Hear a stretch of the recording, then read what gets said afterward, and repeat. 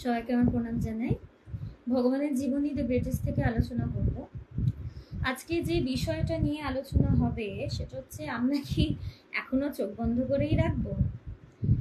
এখন জীবনে আমরা অনেক কিছুর ক্ষেত্রেই চোখটা বন্ধ করে রাখি, মানে দেখেও দেখি না, বুঝেও বুঝি না, বা আমাদের মনে হয় সেটা অ্যাভয়েড করাই ভালো, বা একটু ওটা থেকে দূরে থাকা ভালো। তো আমাদের এই বিচারটা হয় আমি সেখানে ইনভলভ হলে সেটা আমার জন্য ভালো হবে কিনা, বা সেটা আমার জন্য ঠিক হবে কিনা। এখন আমাদের প্রকৃত ভালো কিসে সেটা যদি আমরা জানতাম, তাহলে এতদিন তো ভালোভাবেই জীবনটা কাটতো। আমরা সত্যি কথা জানি না যে প্রকৃত আমাদের জন্য কোন জিনিসটা ভালো। তাই মহাপুরুষরা প্রত্যেক যুগে আসেন এবং তারা এইটাই বোঝানোর চেষ্টা করেন যে তারা যে কথাগুলো বলছে বা শাস্ত্রে যে কথাগুলো বলা আছে সেগুলোতেই আমাদের প্রকৃত ভালো, কিন্তু আমরা বিশ্বাস করে উঠতে পারি না।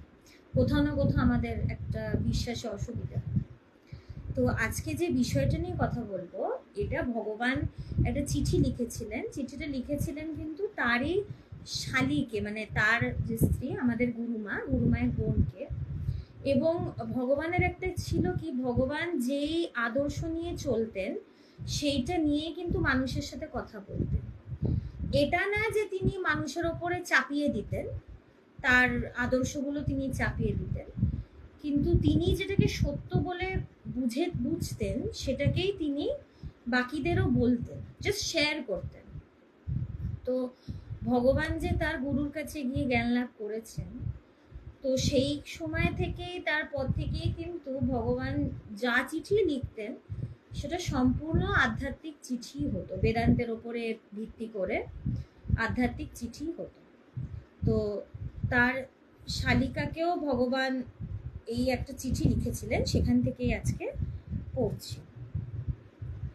আমার জীবনের স্রোত অন্যদিকে বইছে। এটা বলা হয় যে আধ্যাত্মিক পথের পথিক তারা উজান পথের পথিক, মানে এই জগতের স্রোত তো একদিকে ভাসছে এবং আমরা সবাই সেই স্রোতের দিকেই ভাসছি, কিন্তু যারা আধ্যাত্মিক মহাপুরুষ তারা কিন্তু এই দিকে তারা যাচ্ছে না,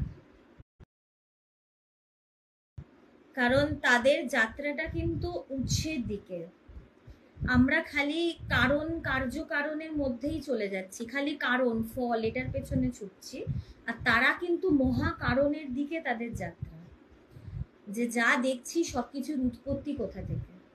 তো মহাপুরুষদের বলা হয় উজান পথের যাত্রী, উজান পথের পথিক তারা।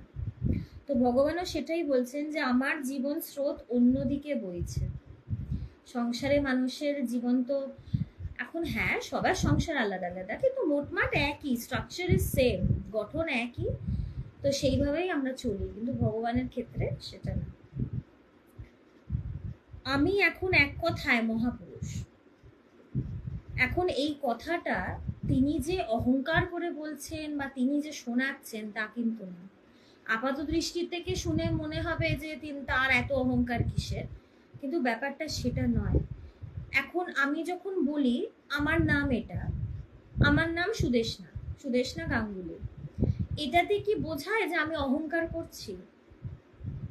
কারণ ওটাই তো আমি, আমার নামটাই তো, সেটা আমি সহজভাবে বলি, এখানে তো মনে হয় না যে আমি অহংকার করছি। তো ভগবান যে বলছেন তিনি মহাপুরুষ, তিনি তার অবস্থাটা বোঝাচ্ছেন, তিনি তার স্বরূপটা বোঝাচ্ছেন। এখানে যে তিনি অহংকার প্রকাশ করছে তা না, শুধু সত্যটা বলছেন যে এটা ফ্যাক্ট। কিভাবে মহাপুরুষ? এটা মীরাবাইয়ের একটা ঘটনা আছে। রূপ সনাতনকে মীরাবাই একটি আর্জি করেছিলেন যে ওনার সাথে দেখা করতে চান। তো রূপ সনাতন তিনি বলেছিলেন যে আমি পুরুষ, তো আমি মেয়ে মানুষদের সাথে আমি দেখা করতে পারবো না। তখন মীরাবাই একটা উত্তর দিয়েছিল যে আমি তো জানতাম যে কৃষ্ণই একমাত্র পুরুষ, এখন তো দেখছি আপনি আর এক পুরুষ হলেন। এখানে পুরুষ বলতে যে সেই সত্যকে জেনেছে, সেই একমাত্র পুরুষ, যে সেই সত্য বা ব্রহ্মকে জেনেছে। আর আরো এগিয়ে তাদের বলে মহাপুরুষ, এই সেগ্রিগেশনটা করার জন্য। তো ভগবান যেহেতু সেই সত্যকে জেনেছেন, এই জন্য যে শুধু তাকে মহাপুরুষ বলা হচ্ছে তা নয়, তিনি সত্য জেনেছেন এবং মানুষকে জানিয়েছেন। এমনি এমনি কাউকে তো মানে লোকেরা ভগবান বলে ডাকবে না। ভগবানের বয়সী আরো অনেক মানুষ পৃথিবীতে রয়েছে, ভগবান বলে সবাইকে ডাকা হয় না। আর অনেকজন মিলে ডাকছে মানে বুঝতে হবে কিছুটা কারণ আছে। কারণ এটাই, তিনি যে শুধু নিজে জেনেছেন তা না, তিনি মানুষকেও জানিয়েছেন, জানান দিয়েছেন। তো ভগবান শুধু সত্য কথাটা লিখছেন, তার অবস্থাটা বোঝাচ্ছেন। সংসার আমার শেষ। সংসার শেষ বলতে ভগবান কি সংসার ছেড়ে বেরিয়ে গেছিলেন তা তো নয়, তিনি সংসারেই ছিলেন। ভগবানের গুরুদেব বলেছিল তোমাকে কিচ্ছু ছাড়তে হবে না, কিছু ছাড়তে হয়ও না। সংসার ছাড়তে হয় না, সংসারের যে এক্সেসিভ চিন্তা, দুশ্চিন্তা, সেগুলোকে ছাড়তে হয়। তো ভগবান যে বলছে আমার সংসার আমার শেষ, এটার মানে তিনি সংসারে আছেন, সংসারের চিন্তা তার বিন্দুমাত্র ভেতরে নেই। আর এটাতে কিন্তু তার সংসার যে লাটে উঠে গেছে তা নয়, তার সংসারের চিন্তা নেই, তার বৈরাগ্য দেখে যে গুরুমা তাকে ছেড়ে দিয়েছে তা নয়, একদম সব ভালোভাবে হয়েছে। ভগবান আগে বলতেন যে আমি দিনে 5 মিনিট জগৎ চিন্তা করি। কিভাবে? আমরা বলবো এটা সম্ভবই না। ভগবান বলতেন যে আমি সকালে উঠি, আমি ভেবে নিই 5 মিনিটে যে আমার সব কি কি কাজ আছে, এই দিনে আমার কি কি কাজ আছে সেটা আমি ভেবে নিই, তারপরে আমি সেটা নিয়ে আর ভাবি না। তারপর অভ্যাসবশত হতে থাকে কাজ। কাজ তো আমাদের অভ্যাস, এত দিন ধরে করছি, তো স্বভাবে পরিণত হয়, ওটা নিজের মতন হতে থাকে, আমার ঈশ্বর চিন্তা ভেতরে চলতে থাকে। অবশ্যই এটা প্র্যাকটিসের ব্যাপার, কিন্তু এটা হয়, এটা কিন্তু সম্ভব। এটা না যে তিনি খুব অসম্ভব কথা বলছেন। তো এই যে ভগবান বলছেন যে সংসার আমার শেষ, তার মানে সংসারের চিন্তা বা সংসারের প্রতি আসক্তি বা সংসারের প্রতি সত্য বুদ্ধি, এইগুলো তার শেষ হয়ে গেছে। সেই সত্যকে, সে ব্রহ্মকে বা আত্মাকে জানার পর তিনি জানেন যে এই সংসার সত্য নয়, এই সংসার চরম সত্য নয়, আপেক্ষিক সত্য বলা যেতে পারে, চরম সত্য নয়। এবং সেই জায়গায়, সেই অজাত ভূমিতে এই জগতের কোনো অস্তিত্বই নেই। এবং এই যে কথাগুলো, এগুলো সম্পূর্ণ কিন্তু অনুভব সাপেক্ষ, এগুলো অনুভবের উপরে দাঁড়িয়ে। শুনে কি একটু ধারণা করার চেষ্টা করব, কিন্তু অনুভব না হলে এগুলো বোঝা সম্ভব, অনুভব করতে হবে। এখন অনেকেই মানে এগুলো বলে দেয় যে হ্যাঁ জগৎ তো মিথ্যাই, সবই তো মায়া, এরকম অনেকেই বলে। আমরাও বলতাম পরীক্ষার সময় সবই মায়া, এত পরীক্ষা দিয়ে কি করবো। কিন্তু এটা তো একটা ক্যাজুয়ালি বলা, এটা অনুভব করে বলতে হয়, অনুভবের আগে বলা যায় না। এখানে আমার 4 শিষ্য সিদ্ধি লাভ করেছে। এখন এটা খুব ভালোভাবে দেখতে হবে, যার কাছে গিয়ে মানুষ অনুভব করছে, বুঝতে হবে সেই জায়গাটার বিশেষ ব্যাপার আছে, জায়গাটা বিশেষ। কারণ কথা বলার লোক প্রচুর, ইনস্টাগ্রাম, ফেসবুক, রিল হচ্ছে, লাইভ হচ্ছে, কথা বলছে প্রচুর মানুষ, কথা বলার শেষ নেই। কিন্তু যদি দেখা যায় যে যে যেই কথাটা বলছে তার কাছে গিয়ে সেই কথাটা উপলব্ধি হচ্ছে, তাহলে বুঝতে হবে খুব জেনুইন, সেটা অথেন্টিক, সে সত্য লাভ করেছে, তাই তার কাছে গিয়ে মানুষের সত্য লাভ হচ্ছে। এখানেও আবার একটু রয়েছে, সত্য লাভ হয়তো অনেকেই করেছে, তারা অনেকে কথা বলছে, কিন্তু সবার কাছে গিয়ে কিন্তু জ্ঞান লাভ হয় না। এখানে কিন্তু শক্তির ব্যাপার, এখানেই শক্তির প্রসঙ্গ। তো ভগবানের কাছে গিয়ে 4 জন, সেই সময় 4 জন সিদ্ধি লাভ করেছেন, এটা 1987 এর কথা হচ্ছে। তো 4 জন তখন সিদ্ধি লাভ করেছে, রাত দিন দামি দামি লোক যাতায়াত করছে, ভগবান তার পরিস্থিতিটা তার শালিকাকে জানাচ্ছিল। ভগবান এমনই যে তিনি সবসময় সবাইকে মাতিয়ে রাখেন, সবসময় আনন্দ, সবাইকে নিয়ে চলা, সবাইকে ভালোবাসা। ওই জন্য আর যেহেতু সে বড় জামাই, ঘরের সবচেয়ে বড় জামাই, তার আদরই আলাদা ছিল শ্বশুর বাড়িতে, এবং তাকে সবাই খুব ভালোবাসতো, তাকে সবাই খুব ভালোবাসে। কিন্তু সে তাদেরকে এই কথাগুলো লিখছে, সত্যটা লিখছে, কারণ সে তো জানে যে সেই জামাইবাবু আর নেই। তারা যেই জামাইবাবুকে চাইছে সেই জামাইবাবু তো আর নেই, তাই সত্যটা জানাচ্ছেন, তার পরিস্থিতিটা জানাচ্ছেন। রাত দিন দামি দামি লোক এখানে যাতায়াত করছে, তখন পুলিশ অফিসার, আরো অনেক বড় বড় পুলিশ কমিশনার, আরো অনেক বড় বড় লোক তার কাছে যাতায়াত করছিল। এবং বড় লোকেরা যেরকম যাতায়াত করছে সেই রকম আরো অনেক লোক তার নামে অনেক কিছু বলছেও।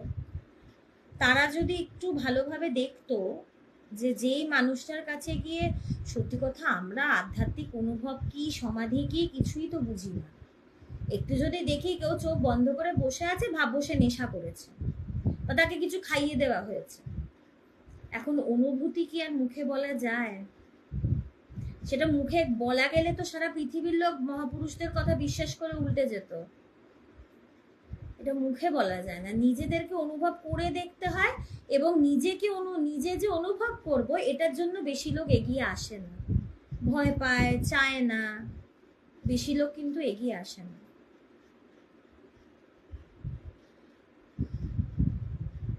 তোমাদের মানামানির ওপর তোমাদের প্রাপ্তি নির্ভর করছে। কথাটা যে শুধু তার শালিকাকে লিখেছে তা না, কথাটা কিন্তু সবার জন্য। এখানে মানামানি বলতে যে আমাকে মানো, আমাকে দেখো, এইটা না, অহংকার না। কিন্তু আমি যার কাছে যাচ্ছি, আমি যার কাছে আধ্যাত্মিক কথা শুনতে যাচ্ছি, প্রথমত আমাকে এইটা ঠিক করতে হবে আমি আধ্যাত্মিক কথা কেন শুনবো, আধ্যাত্মিকতার প্রয়োজনীয়তা কি, প্রয়োজন কি। যে নিজেকে জানা, নিজের আসল স্বরূপ জানা, এবং এটাই একমাত্র ভালো থাকার উপায়। যে আসল সত্যটাকে জেনে নাও, এটার জন্য আমি একজনের কাছে কথা শুনতে যাব। এবার আমি যার কাছে কথা শুনতে যাচ্ছি, আমি যদি তাকে না মানি বলতে আমি যদি তাকে বিশ্বাস না করি, বা আমি যদি ভাবি তিনি সাধারণই কেউ, তিনি একজন পাশের বাড়িরই লোকের মতন, তাহলে কিন্তু আমার প্রাপ্তি হবে না। শ্রদ্ধা, বিশ্বাস, এগুলো ভীষণভাবে দরকার। এই অ্যাঙ্গেল থেকে ভগবান কথাটা বলছেন। এটা না আমাকে মানো, আমার পায়ে হত্যে দিয়ে পড়ে থাকো, এইসব বলছে না ভগবান, এইসব ভীষণ অপছন্দ করতেন। তিনি এটা বলছেন যে তোমাদের মানামানির উপর তোমাদের প্রাপ্তি নির্ভর করছে। যে তোমরা যদি এটা মানতে পারো সত্যটা, যে এখন আর তোমাদের জামাইবাবু নেই, তাহলে কিন্তু তোমাদের আধ্যাত্মিক প্রাপ্তি সম্ভব। তাকে যদি বিশ্বাসী না করি তাহলে কি করে হবে? ভগবানের কাছে যাচ্ছি, কিন্তু আমি যে বলি ও তিনি তো আমার জামাইবাবু, আর একটা ক্যাজুয়াল ব্যাপার গল্প করলাম, গল্প হয়তো ভগবানও করবে। ভগবান তো যার যখন তার সামনে যে আসতো সে সেইভাবেই কথা বলতো, স্ফটিকের মতন। সামনে যেই রং নিয়ে আসো, স্ফটিকে সেই রঙই দেখা যাবে। তিনি হয়তো গল্পও করবে, কিন্তু এখানে তো আমি আধ্যাত্মিক আমার উন্নতিটা হবে না, বা আমার তো আধ্যাত্মিকতা লাভ হবে না, আমি তো চান্সটা মিস করব। তাই এই সময়টা যেন পেরিয়ে না যায়, এই চান্সটা, অপরচুনিটিটা যেন চলে না যায়, এই জন্যই ভগবান বলছে যে তোমাদের মানামানির উপরে তোমাদের প্রাপ্তি নির্ভর করছে। এখন যদি তারা ভগবানের সাথে সেই জামাইবাবু গল্প করব, আড্ডা মারবো, এইভাবে যদি করে, সেটা ভগবান পারবে না। ভগবান আর আড্ডা দিতে পারবে না। তার একটাই কথা, ঈশ্বর।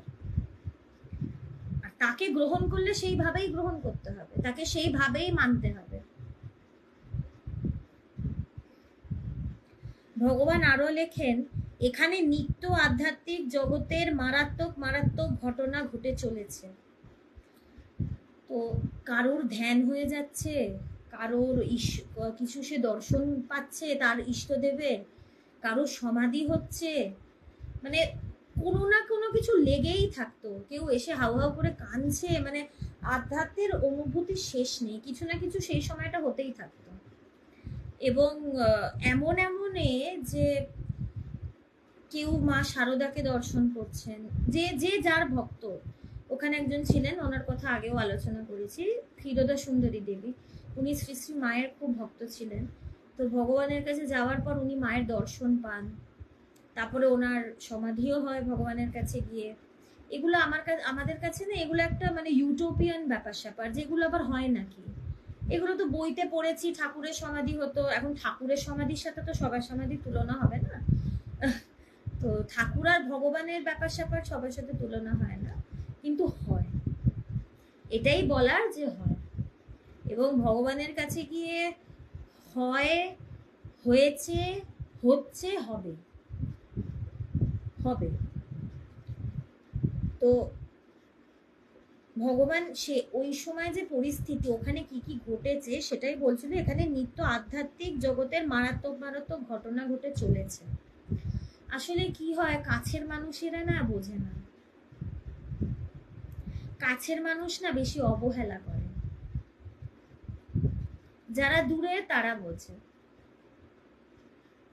এরকম ভগবানের ক্ষেত্রে প্রায় দেখা গেছে যে তার পাশের মানুষ, তার কাছের লোকজনই তাকে মানেনি, তাকে উল্টোপাল্টা কথা বলেছে।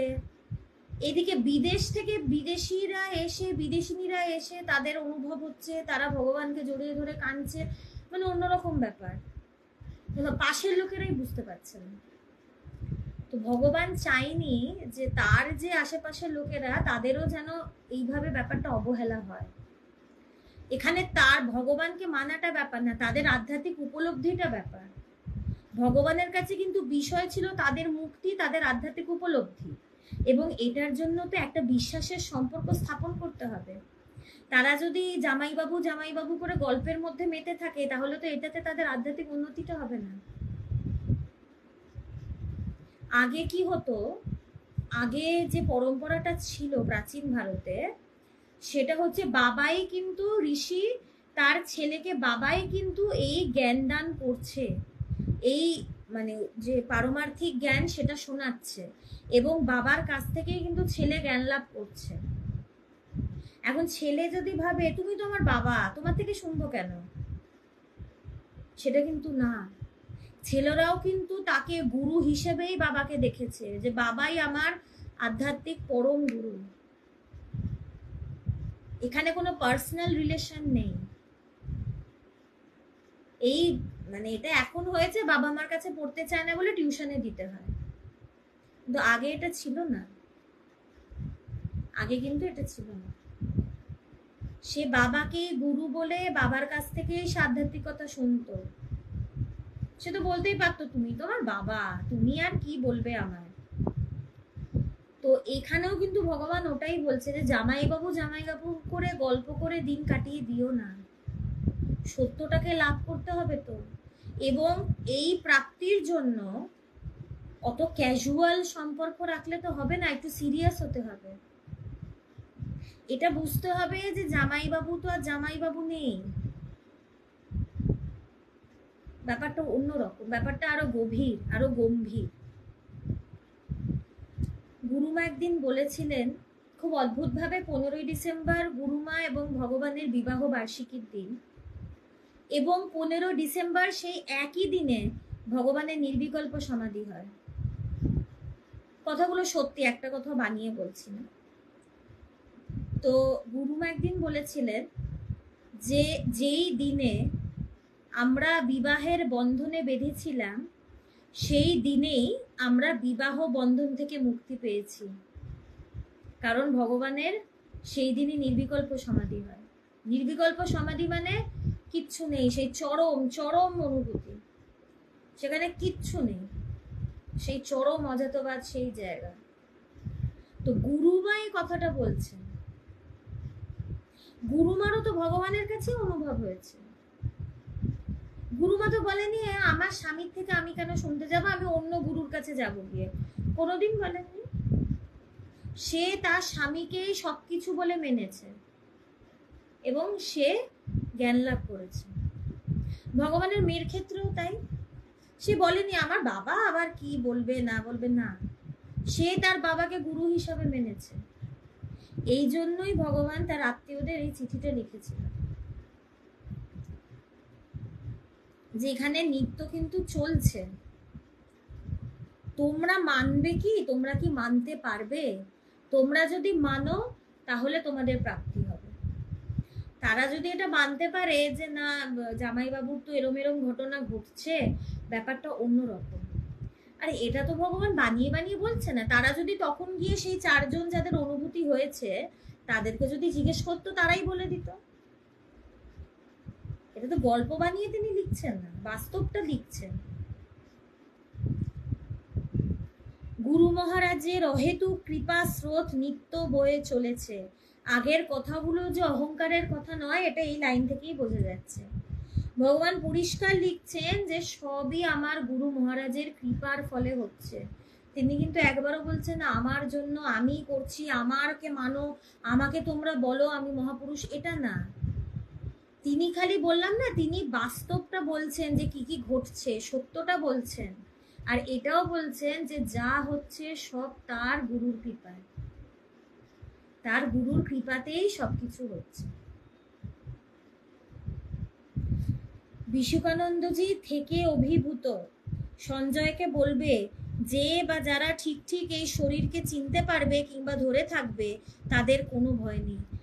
সঞ্জয় হচ্ছেন ভগবানের মানে শালক, গুরুমার ছোট ভাই। তিনি পরবর্তীকালে ভগবানের কাছ থেকে সন্ন্যাস গ্রহণ করেছিলেন, এখন তিনি সন্ন্যাসী, এবং তিনি ভগবানকে খুব ছোটবেলা থেকে তিনি সঙ্গ করেছেন, দেখেছেন, সাথে সাথে থেকেছেন, সেবা করেছেন।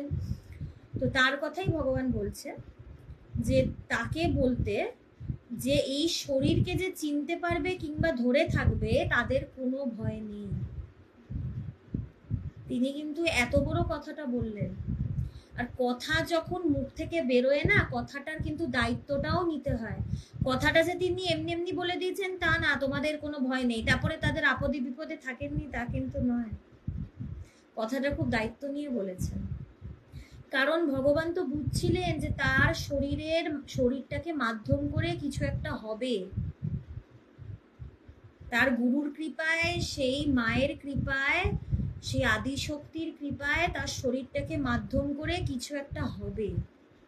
তাই তিনি এটা বলছিলেন যে তাড়াতাড়ি চিনে নাও। সেই জামাইবাবু জামাইবাবু করে আড্ডাবাজি করে অবহেলা করো না, বা ছোট ভেবো না, বা এটাকে কম কিছু ভেবো না, বা সাধারণ ভেবো না। ব্যাপারটা সাধারণ নয়। ভগবানও তো বুঝতে পারছিলেন যে ব্যাপারটা সাধারণ নয়। তো এই জন্য বলছেন যে শরীরকে চিনতে পারবে কিংবা ধরে থাকবে তাদের কোনো ভয় নেই। গুরুকে যে চিনতে পারে, গুরুকে যে ধরে থাকে না, তার সত্যি কোনো ভয় নেই। স্বামীজি ঠাকুরকে চিনেছিলেন, স্বামীজি ঠাকুরকে ধরেছিলেন, তাই তার কোনো ভয় ছিল না। সে কিছু না ভেবে পকেট ফাঁকা করে ফাঁকা রেখেই সে বিদেশ চলে গেল। সে ভাবলো না আমি কি খাবো, কি পরবো, আমার কি হবে, বাঁচবো কিনা। 3 দিন খেতে পাইনি, তাও ভয় পাননি, জানতেন ঠাকুর সব জোগাবেন, আর জুগিয়েওছেন। গুরুকে চেনা আর গুরুকে ধরে থাকা এটা ভীষণ ইম্পর্টেন্ট। হ্যাঁ, চেনা বলতে হ্যাঁ তুমি আমার গুরু, মুখ চেনা না, ভেতর থেকে তাকে চেনা। গুরু কি আর শুধু এই রক্ত মাংসের শরীর? গুরু তো একটা অবস্থা, সে তো একটা তত্ত্ব, একটা অনুভূতি। শুধু এই শরীরটা তো চেনা না, তাকে চেনা এবং ধরে থাকা। যে আমার যাই হয়ে যাক না কেন, আমার যত কষ্ট হোক শারীরিক মানসিক, আমার গুরুকে আমি ধরে থাকবো, কারণ আমার গুরুই আমার শান্তির কারণ। যে যার কাছে তার গুরু একমাত্র বিষয় না, সে অন্য কোনো বিষয় থেকে শান্তি খুঁজতে যায় না। সে জানে তার গুরুই তার আনন্দ, শান্তি, সবকিছু। তো এই জন্যই বলছে যে আমাকে যে ধরে থাকবে, যে চিনতে পারবে, তার কোনো ভয় নেই। গুরু কিন্তু অভয় দান করছেন, যে কোনো ভয় নেই, কিন্তু কি গুরুকে ধরে রাখতে হবে, ছেড়ে দিলে মুশকিল, গুরুকে ছেড়ে দিলে মুশকিল। দুর্যোধন চালাকি করে কৃষ্ণকে ছেড়ে নারায়ণী সেনা নিল, সব গন্ডগোল হয়ে গেল, আসল লোককেই ধরেনি। কৃষ্ণকে যদি ধরে থাকতো না, তাকে সে কুরুক্ষেত্রই করতে চাইতো না, বলতো বাবা আয় ভাই তোকে আমি অর্ধেক জমি দিই, আসল লোককেই তো ধরলো না। তার পরিণতি কি হয়েছে সেটা তো আমরা সবাই জানি। তাই যে গুরুকে ধরে থাকবে, যে ঈশ্বরকে ধরে থাকবে, একই কথা, গুরুই ঈশ্বর, যে ঈশ্বরকে ধরে থাকবে যে কোনো পরিস্থিতিতে, খারাপ হোক, বাজে হোক, ভালো হোক, যাই হোক, তার কোনো ভয় নেই। এটা যেন না হয় ভালো সময় গুরুকে ধরলাম, খারাপ সময় গুরুকে ছেড়ে দিলাম। সব সময় যে ধরে থাকবে তার কোনো ভয় নেই। পৃথিবীতে থাকার প্রয়োজনও আমার শেষ। ভগবানের যদি নাম যশের আকাঙ্ক্ষা থাকতো, ভগবানের যদি হতো যে সবাই আমাকে দেখবে, এ করবে, তাহলে এই কথাটা বলতেনই না। বলছে পৃথিবীতে থাকা প্রয়োজনও আমার শেষ, আমার প্রয়োজনই নেই। কিসের প্রয়োজন? তার তো কোনো কামনা বাসনাই নেই, তার তো জগৎ ভোগের আকাঙ্ক্ষাই নেই, কারণ তার চোখের সামনে জগৎই নেই। সে তো সবই পেয়ে গেছে, সে ব্রহ্ম, সে নিত্য শুদ্ধ বুদ্ধ মুক্ত, সে পরিপূর্ণ, তো সে ছিলই, হয়েছে তা না, ছিলই পরিপূর্ণ স্বরূপ। তো তার জগতে থাকার কিসের প্রয়োজনীয়তা? সে তো নিজেকে জেনে নিয়েছে, তার আর কোনো প্রয়োজনীয়তা তো নেই।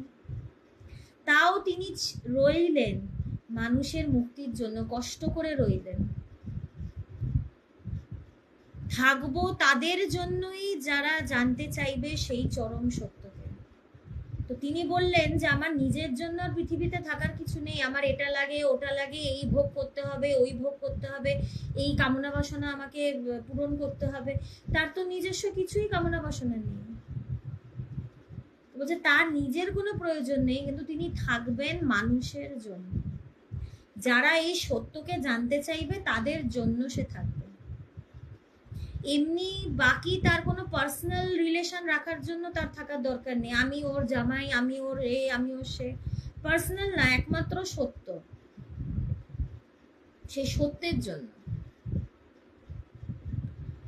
যারা সেই সত্যকে জানতে চাইবে তাদের জন্য তিনি থাকবেন, আর ছিলেন, আছেন। অনেক দূরের লোক সব নিয়ে চলে যাচ্ছে, তোমরা কি এখনো চোখ বন্ধ রাখবে? বলছে এত দূর দূর থেকে লোক আমার কাছে আসছে, সব নিয়ে চলে যাচ্ছে, সব মানে কি, ধর্ম অর্থ কাম মোক্ষ চারি ফল পুরায় পাবি, সব নিয়ে চলে যাচ্ছে। বলছে তোমরা তো আমার কাছের মানুষ, আমার নিজের আত্মীয়, তোমরা এখনো চোখ বন্ধ রাখবে? এইভাবে অবহেলা করবে বা সময় নষ্ট করবে? ভগবান কিন্তু তাদের সত্য লাভের জন্য কথাটা বললেন, যে অবহেলা করো না, সত্য লাভটা করে নাও, সব তোমরাও সব নিয়ে যাও আমার থেকে। সে গল্প গুজব করে জগতের প্রতি মন রেখে হবে না। তোমরা কি এখনো চোখ বন্ধ রাখবে? ভগবান জানতেন যে শ্বশুর বাড়িতে সবাই তাকে অত্যন্ত ভালোবাসেন, তাকে নিয়ে আনন্দ করেন, কিন্তু তাকে আধ্যাত্মিক মহাপুরুষ হিসেবে বুঝতে পারেন না, অথবা বুঝতে চান না। এখানে তাকে আধ্যাত্মিক মহাপুরুষ হিসেবে বুঝতে হবে, এটা ফোকাস না, এই বোঝাতে তাদেরই মঙ্গল। তারা যদি বুঝতেই না পারে, তারা তো কোনোদিন ভগবানের কাছে যাবেই না আধ্যাত্মিক কথা শুনতে। তারা যদি এটা নাই বোঝে যে ভগবান একজন আধ্যাত্মিক মহাপুরুষ, তারা তো তার কাছে যাবেই না। জানলে তো যাবে যে বলো, আমাদেরও বলো সেই ঈশ্বরীয় কথা। তাদের মঙ্গলের জন্যই কিন্তু ভগবান তাদেরকে বলে দিচ্ছে যে তোমরা কি এখনো চোখ বন্ধ রাখবে? দূর দূর থেকে মানুষ এসে তাদের কত কিছু হয়ে যাচ্ছে, তোমাদের কবে হবে? তোমাদের কেন হচ্ছে না? কারণ ওই ক্যাজুয়াল সম্পর্ক, সিরিয়াসলি ব্যাপারটা নিতে পারছি না। তো এটাই কথা, আমরা যেন চোখ বন্ধ করে না রাখি, চোখ যেন আমাদের খোলে। যারই গুরু রয়েছেন, গুরু যতদিন দেহে আছেন, তাকে যেন সাধারণ মানুষ হিসাবে জ্ঞান না করি এবং সময় নষ্ট না করে, অবহেলা না করে তার কাছে যেন গিয়ে তার জন্য সঙ্গ করি, তার থেকে যেন এই আধ্যাত্মিক কথা শুনি। আর গুরু যদি শরীরে না থাকেন, তার বলে দেওয়া কথাগুলো নিয়ে যাতে থাকি, এটা যেন না ভাবি যে তার কথাগুলো কথা বলেছেন সাধারণ কথা, তা না, তাদের কোনো কিছু সাধারণ না, তাদেরকে সাধারণ বলে জ্ঞানই করতে নেই, তারা সবসময় অসাধারণ। তো চোখ যেন বন্ধ না থাকে, তারা আসে, তাদের কাছে মানুষেরও জ্ঞান লাভ হয়, মানুষের পুরো জীবন পাল্টে যায়, তাও প্রচুর মানুষের সন্দেহ যায় না, প্রশ্ন, একটা ডাউট থেকেই যায়। তার এই সন্দেহ রাখতে রাখতে তারাও পৃথিবী ছেড়ে চলে যায়, আমাদের মুক্তি লাভটা আর হয় না। তো আমরা যেন চোখ বন্ধ করে না থাকি, আমরা যেন যেটার জাম সেটা যেন ঠিক ঠিক দিতে পারি, হিরেকে যেন কাচের টুকরো হিসেবে না মনে করি, নাহলে কিন্তু সেই হিরেটাকে এনক্যাশ করতে পারবো না, কাচের দোকানে বিক্রি করে দিলে লস, জহরির কাছে নিয়ে যেতে হবে। তো জহরির কাছে কখন নিয়ে যাব? যখন আমি বুঝবো যে তিনি জহরি, তার এটা গুপ্ত পেশা যে তিনি জহরি, তিনি হিরে চেনেন। আমি যদি নাই জানি যে তিনি হিরে চেনেন, তাহলে তো আমি আমার হিরের দাম তার কাছ থেকে জানতেই পারবো না, হিরেও পড়ে থাকবে, আমিও বাইরে বাইরে ভিক্ষা চেয়ে বেড়াবো। তাই চোখ বন্ধ করে যেন না থাকি, সবার যাতে চোখ খোলে, এই জন্যই ভগবানের জীবনী নিয়ে আলোচনা হচ্ছে। তাহলে পরে যাতে কেউ না বলে যে আমাদেরকে তো বলা হয়নি, আমরা তো জানতে পারিনি। এখন একবারে তো পুরো পৃথিবীর কাছে পৌঁছানো সম্ভব না, এটাও তার ইচ্ছারই ব্যাপার, তার যেরম যেরম ইচ্ছা হবে সেরম সেরম মানুষ জানবে। কিন্তু কি তাকে তার সাথে যে কোনো সম্পর্ক হোক, সেটা পার্সোনাল হোক, মানে ফ্যামিলি হোক, বন্ধু হিসাবে হোক, যেভাবে হোক, আমরা যেন দামটা দিতে পারি। এবং কারণ কি, দাম দিলেই না আমরা নিজেদেরও ঠিক ঠিক দামটা নিতে পারবো। এই বিশ্বাস, শ্রদ্ধা, এগুলো ভীষণ দরকার। এইগুলোর ওপরে আধ্যাত্মিক জগৎ দাঁড়িয়ে, এইগুলো না হলে প্রাপ্তি কিন্তু ঘটবে না। আমরা কিভাবে মানছি সেটার ওপরে কিন্তু প্রাপ্তি নির্ভর করে। তাই আমরা যেন ঠিক ঠিক মানতে পারি, সেটা গুরু হোক বা বিষয়টা হোক, বেদান্ত হোক বা যাই হোক, আমরা যেন ঠিক ঠিক মানতে পারি, তাহলে প্রাপ্তিটাও ঠিক ঠিক হবে। আজকে আলোচনা অবধি রাখছি, এই প্রার্থনা জানিয়ে শেষ করছি। আমাদের খুব তাড়াতাড়ি যেন চোখ খোলে। চোখ খোলা বলতে দুরকম ভাবেই বোঝাচ্ছি, একটা তো হচ্ছে বিশ্বাসের চক্ষু যেন খোলে, আর আরেকটা হচ্ছে সেই জ্ঞানের চক্ষু যেন খোলে। বিশ্বাসের খুললেই জ্ঞানের খুলবে। এই প্রার্থনা জানিয়েই আজকের আলোচনা শেষ করছি। সবাই খুব ভালো।